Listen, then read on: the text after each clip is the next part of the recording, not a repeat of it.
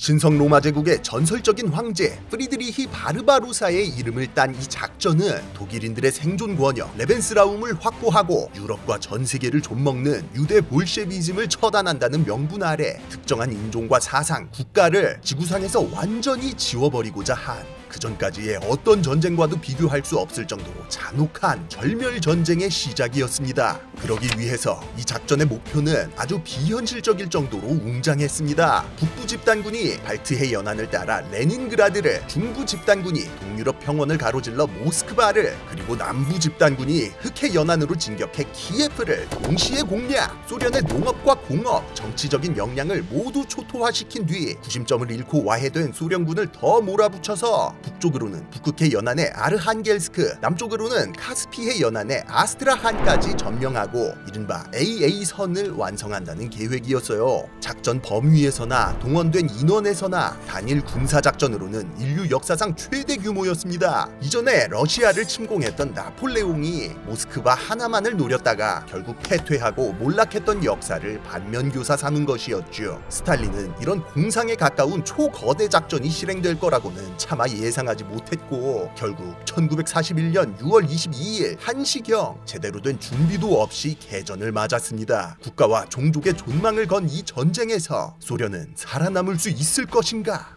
잠깐! 선원 여러분, 게임도 싸움인데 사전에 준비 빡세게 해야 하지 않겠습니까? 글로벌 조회수 60억 뷰를 기록한 대한민국 대표 웹툰 신의 탑! 이번 달 26일 이를 원작으로 한 대작 모바일 게임 신의 탑 새로운 세계가 출시됩니다. 그런데 오픈 전날 딱 7월 25일까지만 사전 등록 이벤트가 있다고 해요. 무려 11만 9천원 상당의 패키지를 사전 등록자 전원에게 100% 지급한다고 하는데 이벤트용 아이템이 아니라 추후 실제로 판매되는 상품이라 고 하니 놓칠 수 없겠죠? 7월 25일 지나기 전에 지금 당장 더보기란 클릭하셔서 일단 등록부터 하고 본격적인 영상 들어가 보시죠.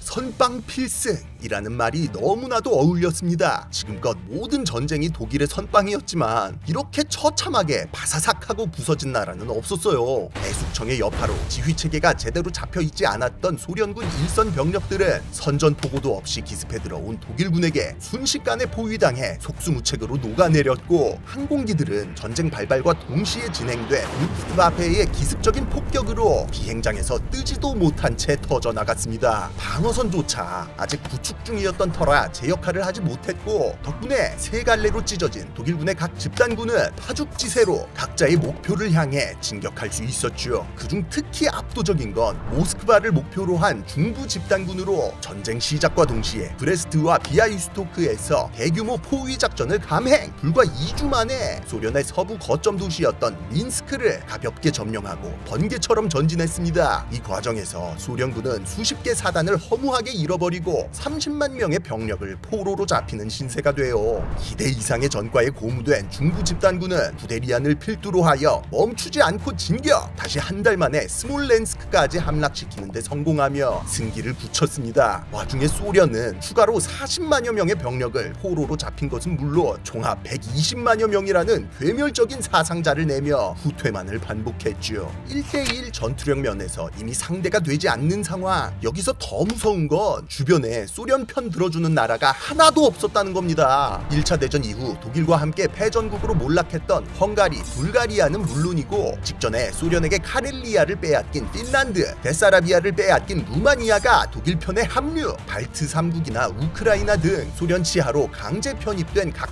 지역들에서마저 반소련 게릴라가 결성돼 독일군과 함께 소련의 칼을 겨눴죠. 이 덕분에 북부 집단군은 현지인들의 환영을 받으며 발트해 연안을 빠르게 점령, 9월에는 이미 레닌그라드 코앞까지 당도하는 데 성공합니다. 소련에게 복수하기 위해 참전한 핀란드까지 북쪽에서 호응해 내려오는 판에 레닌그라드는 고립무원의 처지가 되어 농성에 들어갔어요. 그리고 이제 남부 집단군, 사실 실질적인 중요성 면에서는 여기만큼 중요한 라인이 없었습니다. 우크라이나와 크림반도, 돈바스 공업지대는 소련 경제의 핵심, 여기를 점령하면 소련군의 전쟁 수행 능력을 송두리째 날려버릴 수 있는 데다 이 바로 너머에 있는 게 다름 아닌 카프카스 산맥으로 소련의 핵심 석유지대였거든요. 그런데 이 남부 집단군이 예상외로 고전을 하고 있었다는 거. 소련 입장에서도 우크라이나 방면은 절대로 일어선 안 되는 지역이죠. 때문에 소련군은 개전 초기 폴란드와 우크라이나 접경지대의 브로디에서 3,500여 대의 전차를 동원한 물량전으로 남부 집단군의 힘을 빼며 지연전을 전개, 키예프 목전에서 결사항전에 들어간 상황이었습니다. 키예프 인근 주민들까지 총동원하여 구축한 45km에 달하는 방어선 앞에서 독일 남부 집단군도 더 이상은 진격하지 못하고 정체 상태에 빠져 있었어요. 그리고 이를 보다 못한 히틀러는 상황을 타개하기 위해 중부 집단군을 호출, 남부 집단군을 도와 키예프를 점령하라고, 그러니까 바텀에 지원가라고 명령을 내립니다. 아니 모스크바만 바라보고 6주 동안 700km 달렸는데 이제 불과 220km 앞인데, 아 이거 맞나요? 중부 집단군 제2기갑 집단을 이끌며 모스크바 갈 생각에 싱글벙글하던 구데리아는 갑작스러운 헬프핑에 당황했습니다. 키예프가 전략적으로 중요한 것도 맞긴 하지만 그래도 모스크바가 수도인데 지금 이 타이밍에 로밍 가는 게 맞냐 이거예요. 미드마저 미는 게 낫냐, 바텀 지원 가는 게 맞냐, 둘 다 나름의 근거는 있었는데요. 일단 히틀러 입장에서는 간단히 말해 그거였습니다. 모스크바 먹어봤자 실속이 없다. 히틀러가 파리 갔을 때 나폴레옹 무덤 가서 참배를 막았을 정도로 이 사람 의식을 많이 했잖아요. 근데 나폴레옹이 모스크바만 죽어라 공략해서 점령까지 성공해 놓고도 패퇴했거든요. 히틀러가 생각하기엔 그때나 지금이나 상황이 비슷해 보였습니다. 러시아인들 기본 스킬이 물자 다 불태우고 후퇴해서 청야전술 펼치는 건데 어차피 우리가 모스크바 먹었을 때쯤엔 빈 깡통일 거라는 거예요. 그러니까 쓸데없이 본진에 먼저 꼬라박기보다는 동유럽 최대의 곡창지대이자 소련 공업의 중심지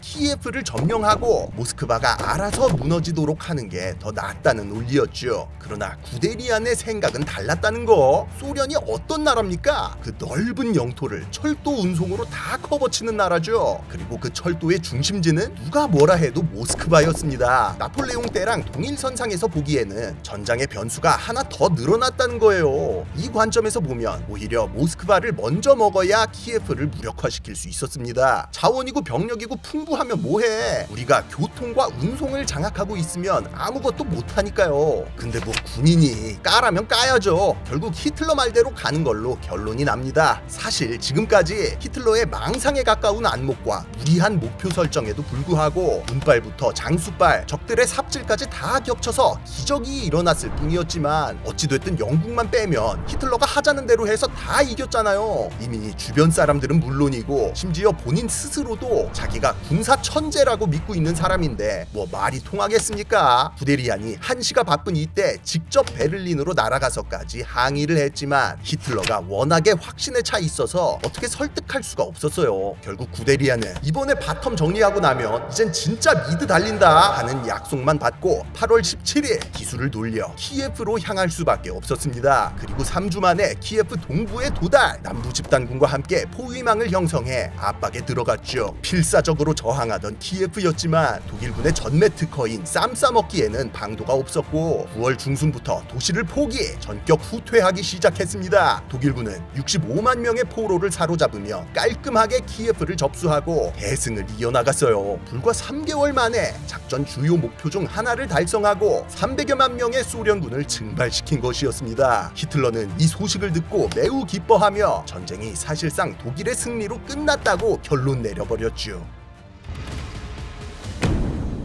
그런데 좀 일이 갑자기 이상하게 돌아가고 있었습니다. 사실 히틀러의 논거 자체는 오히려 직전의 다른 전쟁들 때보다 훨씬 상식적이었어요. 보통 곡창지대랑 공업지대를 빼앗기고 수십만 단위의 병력이 증발해버리는 상황이면 군대도 자연스럽게 무너져 내리는 게 당연하니까요.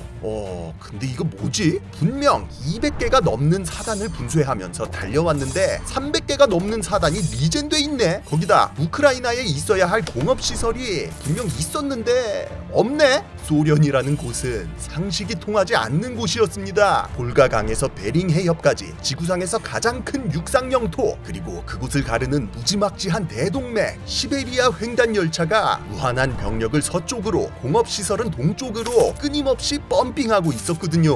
소련군은 독일의 침공이 시작되자 1,500여 개의 대규모 공장들을 부품 단위로 분해 시베리아 횡단 열차에 실어다가 우랄 산맥과 중앙아시아 깊숙한 곳으로 다 이전시켜 놓은 상태였습니다. 대충 주먹구구식으로 한 것도 아니라서 무려 80%에 달하는 공장이 성공적으로 이전! 미처 옮기지 못한 공장들은 다이너마이트로 철저하게 철거해버린 뒤였죠. 병력도 마찬가지로 2억에 달하는 거대한 인구가 버티고 있었습니다. 시베리아 횡단 열차를 통해 사지 건강한 남자들이 전선으로 무한 리필됐어요. 반면 독일군은 말 그대로 탈진 상태, 슬슬 한계점이 찾아오고 있었습니다. 일단 총만 쥐어주고 열차 태워 보내던 소련과 달리 독일군은 정예 병력 위주의 인구도 적었던 데다 폴란드 침공 때부터 지금까지 고질적인 자원 부족에 시달리고 있었거든요. 병력 손실은 소련이 압도적으로 높았지만 실질적인 전투력 저하는 독일군이 더 심했다는 겁니다. 무엇보다도 시간이 예상보다 너무 길어지고 있었습니다. 바르바로사 작전의 예상 기간은 대략 3개월,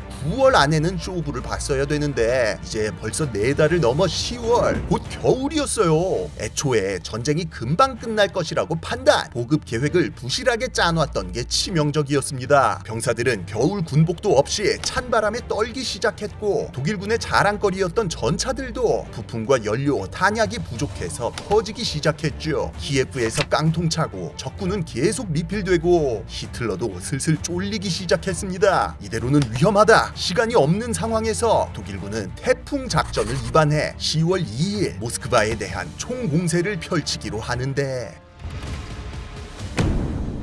영혼의 한타였습니다. 이번엔 남부 집단군이 중부 집단군에 합류, 레닌그라드를 포위하고 있던 북부 집단군의 일부 부대까지 지원을 와서 190만이라는 대병력이 모스크바 방면으로 집결하기 시작했어요. 지쳐가고 있던 독일군이었지만 진심 펀치는 강력했습니다. 모스크바의 문턱인 벼지마와 브리안스크에서 100만에 달하는 소련군이 증발, 독일군은 역사상 단일 전투로는 최대의 승리를 거두며 연전연승을 이어갔죠. 아무리 무한한 병력이 충원된다 하더라도 이 총공세를 감당하기에는 역부족일 것 같았습니다. 모스크바 시민들은 패닉에 빠져 도시를 탈출하거나 소요 사태를 일으켰고 당과 정부 요인들은 정부 부처를 동쪽으로 옮길 계획을 시작했어요. 그러나 하늘이 무너져도 솟아날 구멍은 있다. 그간 충격적인 연패에 우왕좌왕하던 스탈린이 모스크바를 지키겠다라고 선언, 크렘린궁에 남기로 하면서 모스크바 시민들도 결사항전의 의지를 불태우기 시작합니다.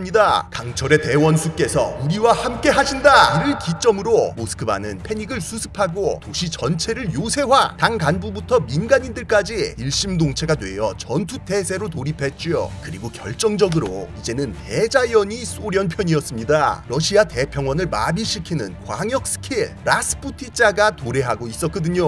이 동네가 워낙에 연교차가 심한지라 봄철에 얼음이 녹을 때 한 번, 가을에 비가 내릴 때 한 번, 땅이 아예 그냥 진흙 뻘밭이 돼버리는데 이걸 라스푸티자라고 하거든요. 이러면 사람은 물론 말이고 전차고 트럭이고 그냥 움직일 수가 없어집니다. 이 라스푸티자를 넘길 수 있는 방법은 단 하나, 아예 그냥 겨울이 돼서 땅이 다시 얼어버리기를 기다리는 건데 이러면 어떻게 된다? 이번엔 소련의 궁극기 동장군을 만나게 된다. 앞서 말한 보급 문제 때문에 딱 필요한 만큼의 물자만 가져온 데다 방한 장비도 제대로 마련돼 있지 않은 독일군인데 이 상태로 겨울을 맞이해야 하는 최악의 상황이 온 거죠. 활용점정으로 소련 최고의 명장 게오르기 주코프가 등장합니다. 주코프는 소련군 장성답지 않은 엄격한 훈련과 정교한 기동작전에 능한 인물이었는데요. 소련 극동군 사령관으로서 1939년 하린골 전투에서 일본군을 완벽히 격퇴, 독일의 침공이 시작된 후 레닌그라드에 부임해서 도시 방어에 전념하고 있었습니다. 그리고 스탈린은 독일군이 모스크바 코앞까지 다가오자 주코프를 소환하여 모스크바 방위사령관으로 임명한 상태였어요. 시간이 우리 편인 상황에서 주코프는 우주 방어를 시전하기로 합니다. 모스크바를 겹겹의 방어선으로 둘러싸서 겨울까지 시간을 끄는 거죠.